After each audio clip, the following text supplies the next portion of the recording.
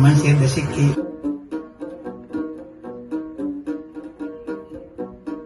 Jadi kalau saya cerita tadi sekitar 60 tahun. Jadi ala gambus ini, gambus ini kalau asal mulanya itu dari Arab Saudi. Iya, dari Arab Saudi, dibawa oleh orang-orang seniman Arab. Sekaligus dia sebagai saudagar, kemudian dia juga syiar Islam.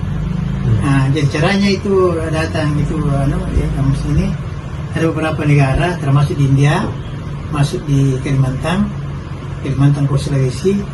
Itu dia bawa ini gambus. Dan saya pakai yang pada umumnya ini dari bahan kayunya, ini dari kayu nangka. Kemudian ininya bentuk ini dari kulit kambing. Yang ini tasinya ini